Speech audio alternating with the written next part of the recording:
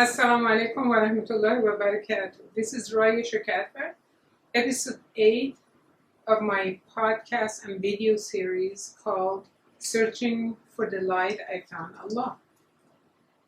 In the last episode, I talked about the events that led me to decide to go to Hawaii, the island of Molokai. That's where I moved with 2 children. They're less than 2 and less than 4 years old when I moved there. And there was a group of people from around the world, actually, mainly from Europe and some Americans, and that we stayed in a ranch on top of the island in Molokai. Island of Molokai, it's a very secluded island. It's not tourist. Very beautiful, very beautiful. And this was organized by the person that I went through his clinic for my daughter when I was trying to give birth to her naturally, when my husband wanted me to abort her and I decided not to do that.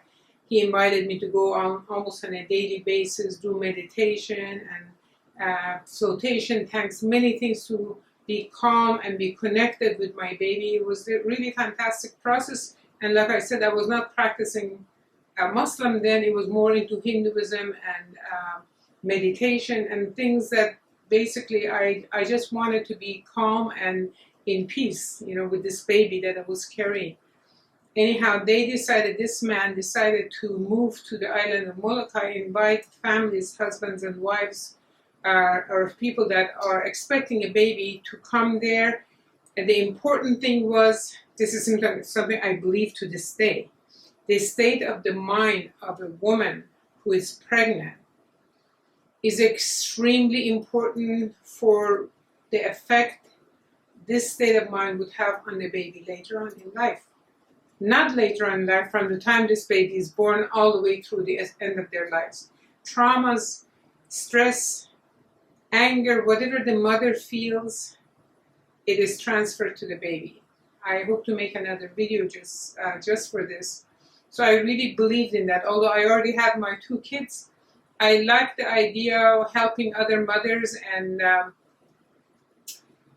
giving them peace, giving them comfort. So I moved there, and it was a very beautiful place. And there were mothers there. There were mothers and fathers there, but not necessarily married couple. These are from Europe, Sweden, French, whatever. It's just the idea of marriage, it was not the point. But the very first couple that gave underwater birth in the United States, they were there with their 2 sons. They were there. They were the forerunners. Anyhow, vegetarian, every morning we sat around, ate fruits and raw eggs and things like this. And before we started, we all were quiet. We just closed our eyes and we say, thank you. That's all we said. We were not supposed to talk, which I carried this idea all the way till my kids grew up. This was a research that is true up until now. At mealtime, talk should be to the minimal, especially talks that kind of bring in excitement or argumentation, or it affects the digestion. And we were supposed to basically, as we're eating the food, to thank God for creating this like vegetable or the egg or the fruit or the orange, whatever we were eating. We were concentrating on the goodness of this food that we were eating, which was really, up to this point, as much as I can remember, I do that.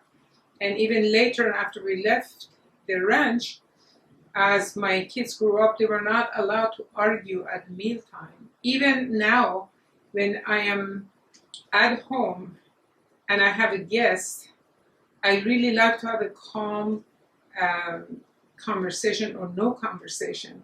And if they start talking about their mothers or husband and something, I ask them, could you please wait until meal is finished? Let's not talk about things that are upsetting. Anyhow, it was just a good time. But one thing was very interesting, that everybody was supposed to get up at dawn, as the sun was coming up, we were supposed to stand in front of the sun and make some kind of affirmations, ask sun to give us its energy and good energy and take away from us darkness. And basically we put our hand around our body, bringing the light from the sun. And I was not thinking anything of it, but until after I came to Islam, realized this is like a way of sun worship. Every day we did this. We got up and asked the sun to give us. But of course the sun, would raise and eventually would leave. Where did the sun go? I didn't know about the story of Prophet Abraham. Okay, so anyhow, I was not thinking anything of it. But before I left for Hawaii, at the time I was going to church, and a nice old man gave me a book and warning me about New Age deceptions and misguidance. And he said, take this with you and read it when you have time. So as I was there, it was like I was there a few months, and I started reading this book, and it started making sense. And realizing this is a New Age, this is combination of Hinduism, New Age, and different philosophies. And more than anything, it was dealing with evil spirits, it was dealing with jinn, the founder talking about who he had conversation with from another world, and everybody's gullible and say, oh my God, oh, he's doing this, he knows, he's really knowledgeable, and people were following him. And I started going to a church right down below. We were on top of a mountain hill, actually, small church. I started going there, and I liked being with those people. Then I ended up going to the Seventh-day Adventist church. That's the church that I have gone to before I moved to Hawaii. I was with them for a while, a few years.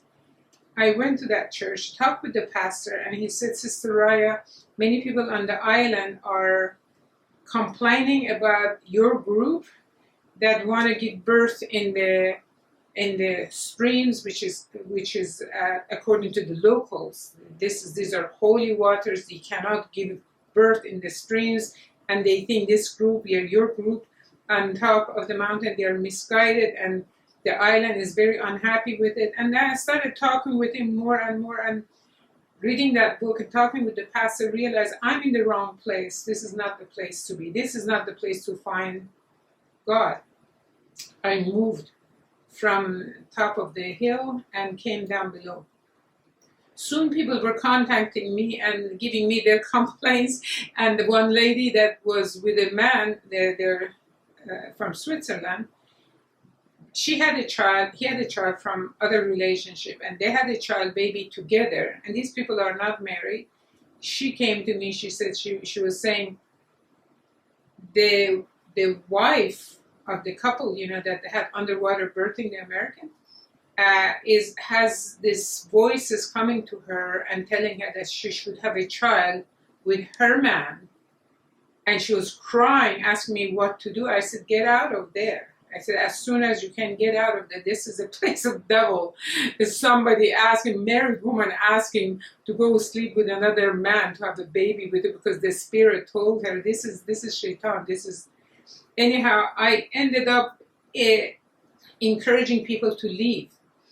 And I ended up leaving. After 6 months, I left at that time, and I moved to the city of Angwin, which is in California. I went to Pacific Union College. This is a Christian college, Seventh-day Adventist Christian college. I wanted to study theology. So I will talk about this later because that's another very interesting story. Thank you for listening. Thank you. Assalamu alaikum wa rahmatullahi wa barakatuh.